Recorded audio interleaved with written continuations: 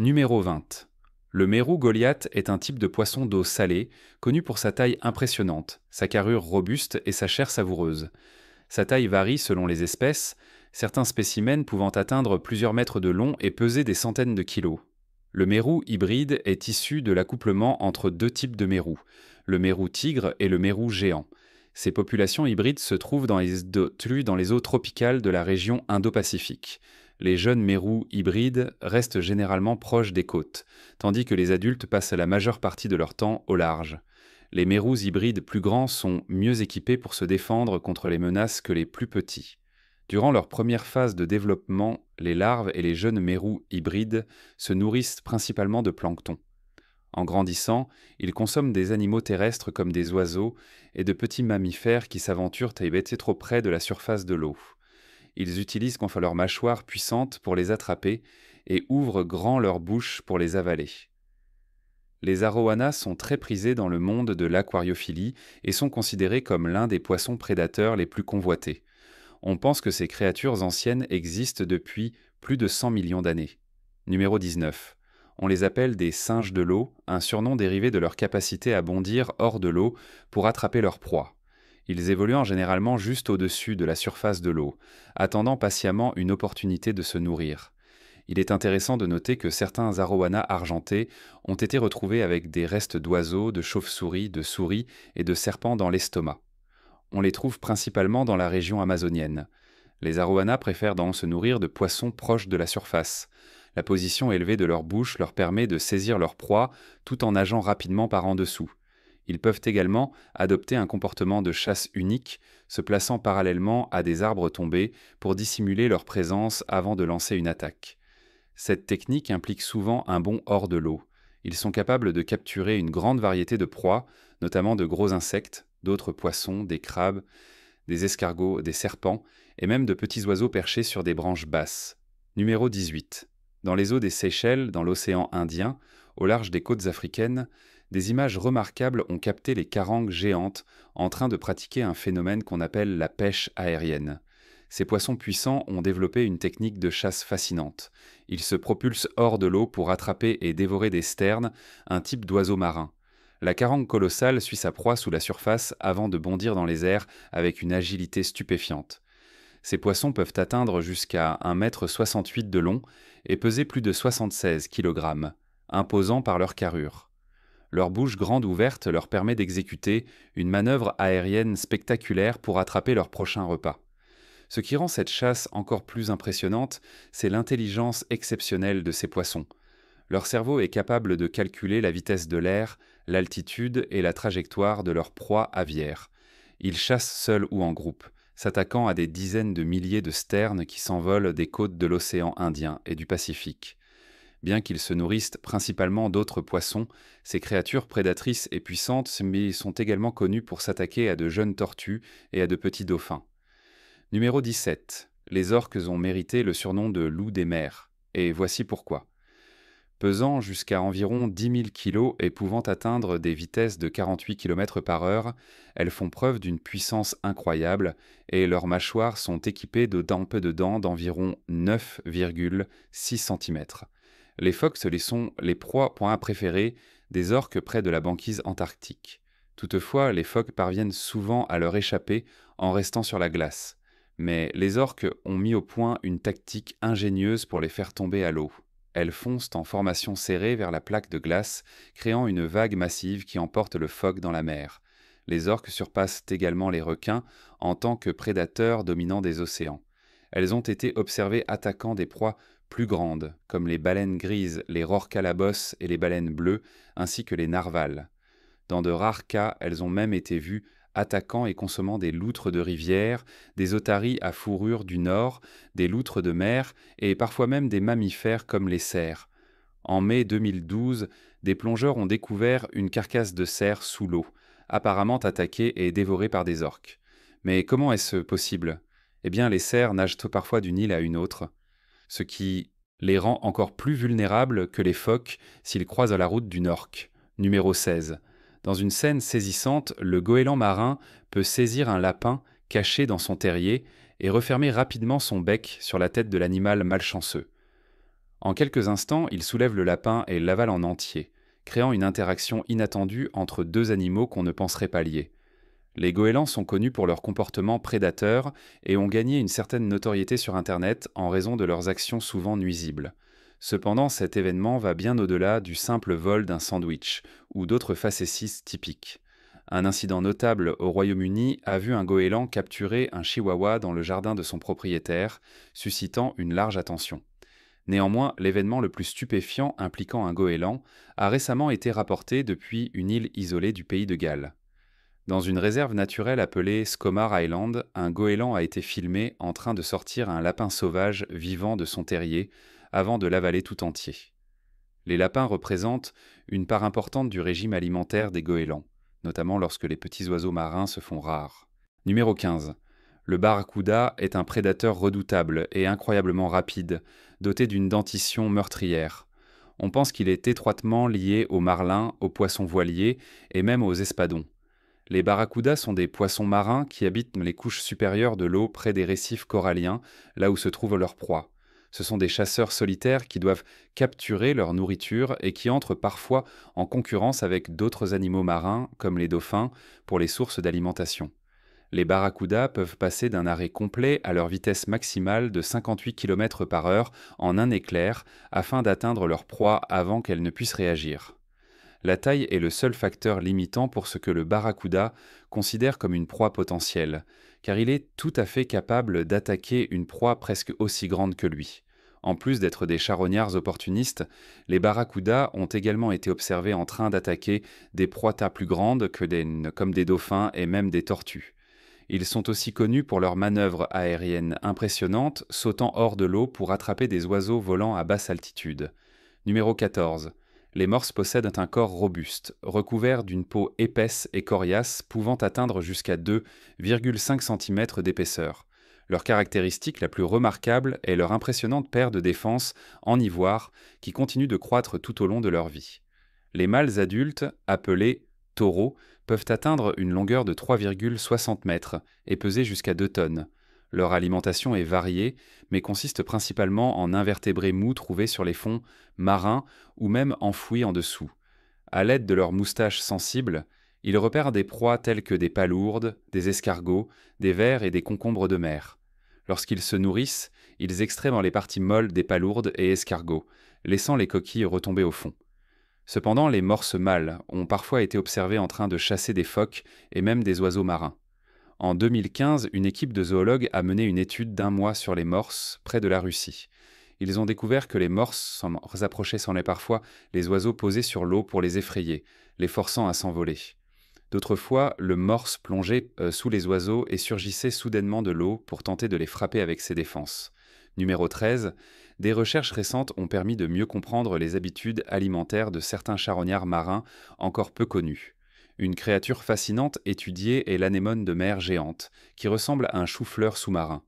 Son corps se compose d'une colonne en forme de tige qui s'attache aux surfaces et d'une couronne de tentacules qui lui permet de capturer la nourriture et de la diriger vers sa bouche. De manière surprenante, des fourmis, notamment de l'espèce Lightfield Ant, ont été identifiées comme faisant partie de son régime alimentaire. Une étude a révélé qu'environ 10% de l'alimentation de cette créature est constituée de fourmis, qui ne sont pourtant pas associées aux environnements marins.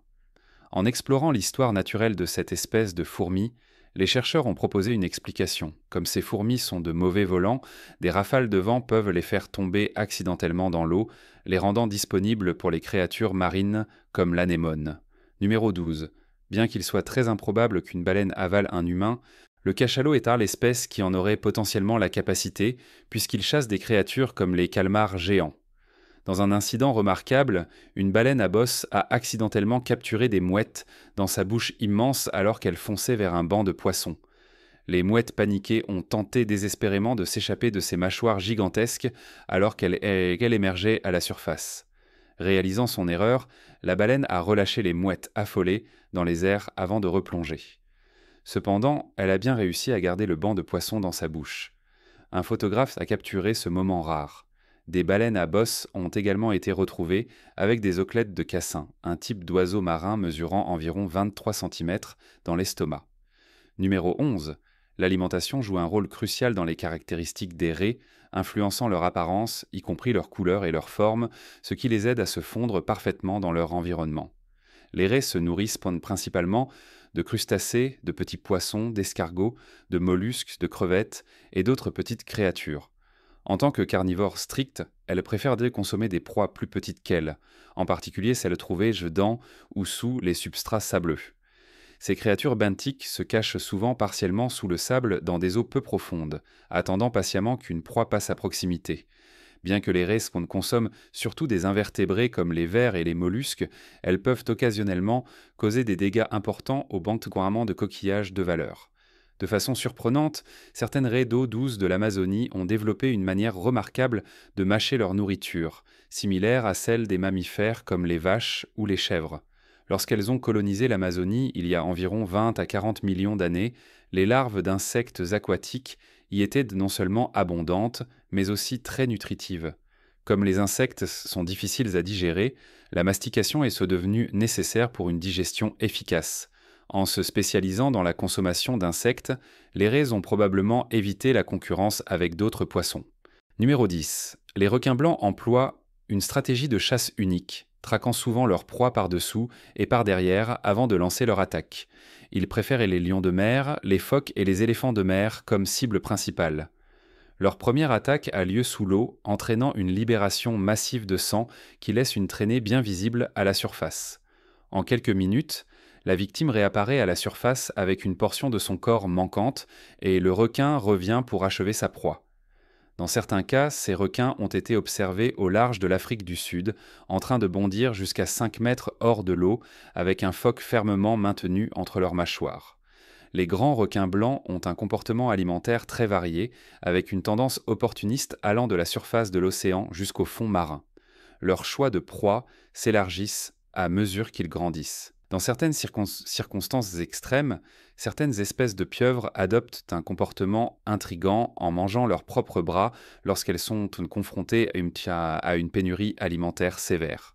De manière générale, leur alimentation repose sur la consommation d'autres organismes marins. Les sources de nourriture qu'elles ciblent varient en fonction de leur habitat, de leur taille et même de leur espèce. Elles adaptent leur régime alimentaire en fonction de ce qui est disponible dans leur environnement. Grâce à leurs 8 bras remarquables munis de ventouses, elles capturent leur proie. Ces dernières sont ensuite amenées vers leur tête bulbeuse, où un bec acéré est utilisé pour briser les coquilles ou les exosquelettes des proies. En général, elles se nourrissent de crabes, de coquillages, d'escargots, de crevettes et de petits poissons. La pieuvre géante du Pacifique, la plus grande espèce connue, est même capable de consommer de petits requins ou des oiseaux.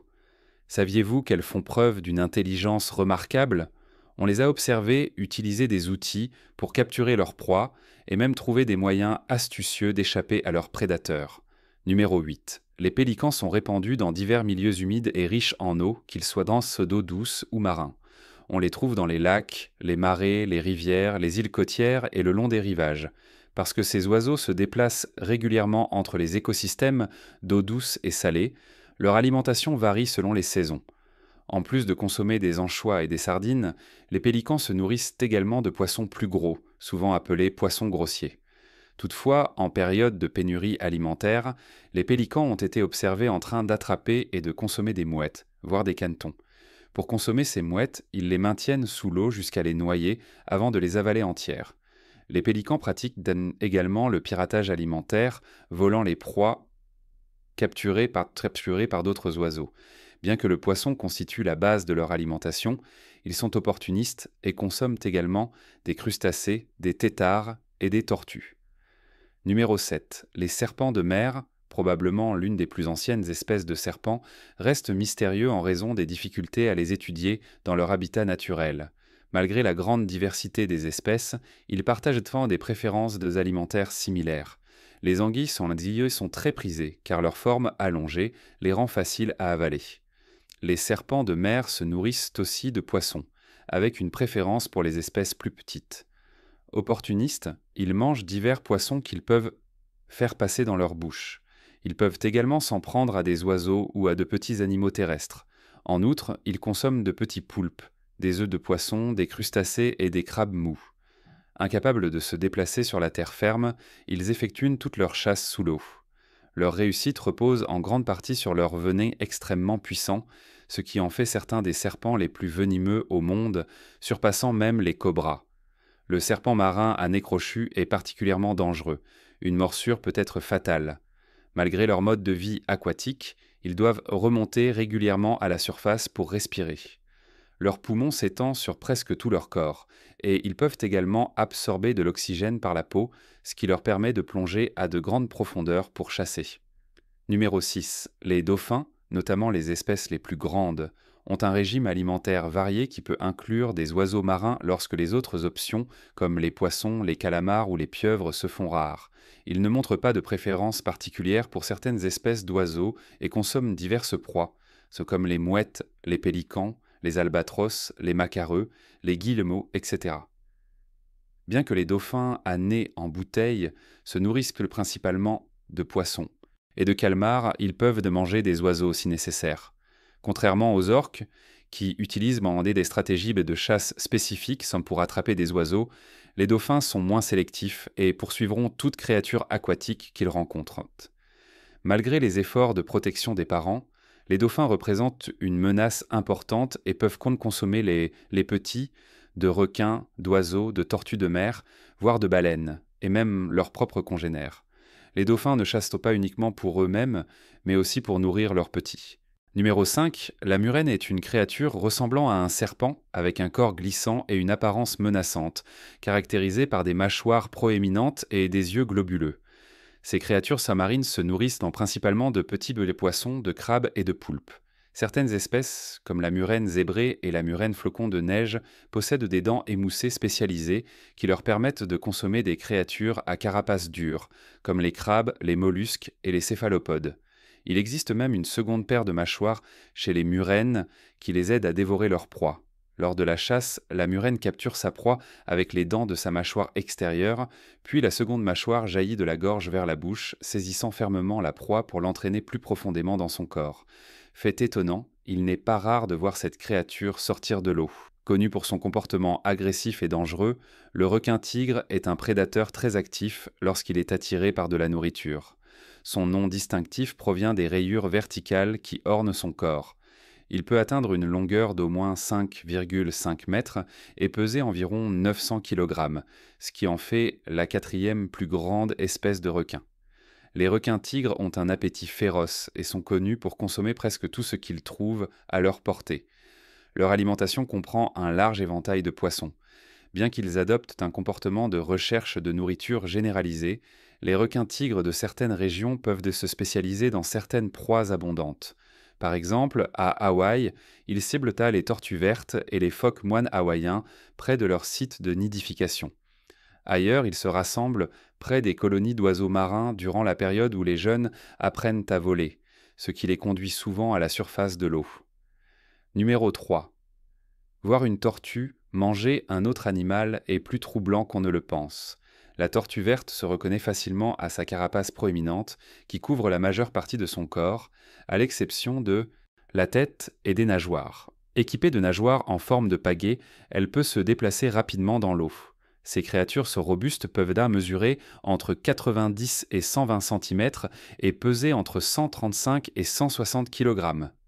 En général, les tortues ont une alimentation omnivore, consommant occasionnellement des insectes ou de petits poissons. Cependant, lorsque l'occasion se présente, comme un animal fraîchement tué, elles n'hésitent pas à en profiter. Les tortues vertes adultes consomment principalement des végétaux tels que les herbes marines et les algues, et possèdent des mâchoires dentelées facilitant la mastication. En revanche, les jeunes tortues vertes sont omnivores et se nourrissent d'une grande variété de plantes et d'animaux, insectes, crustacés, herbes marines et même vers. Leurs habitudes alimentaires reflètent leur capacité à s'adapter à chaque étape de leur vie. Alors que la plupart des poissons insectivores se comptent sur les insectes tombant accidentellement dans l'eau, la raie pastenague possède une adaptation unique pour attraper ses proies. Appelés tireurs d'élite aquatiques, ces poissons peuvent projeter un jet d'eau depuis leur bouche pour abattre des insectes. Cette capacité est due à leur bouche spécialement adaptée et à leur vue perçante. Lorsqu'ils repèrent une cible potentielle, ils se positionnent juste en dessous et libèrent un jet d'eau précis. Cela permet de faire tomber la proie dans leur gueule grande ouverte. La force du jet est suffisamment puissante pour provoquer une sensation de piqûre au contact de la peau humaine. Redoutables, les léopards de mer sont de taille massive et dotés d'une impressionnante dentition. Avec leur tête reptilienne, leur préférence marquée pour les manchots adorables et leur manière agressive de démembrer leur proie, ils figurent maintenant parmi les créatures les plus intimidantes de la planète. Leur nom vient de leur pelage tacheté, rappelant celui des grands félins. Ils prospèrent dans la région antarctique et sont des mammifères carnivores, avec l'un des régimes alimentaires les plus diversifiés parmi les phoques. Une grande partie de leur alimentation est composée de petits crustacés appelés krills, mais ils consomment également des calmars, des poulpes et des manchots. Dans un cas étonnant, un léopard de mer a même été vu en train de recracher un oiseau marin. Quel est ton animal marin préféré? Dis-le-moi en commentaire. Si tu as aimé la vidéo, pense à laisser un pouce bleu. Pour voir d'autres vidéos, clique sur l'une d'elles à l'écran ou jette un œil à la chaîne. Merci d'avoir regardé et à la prochaine.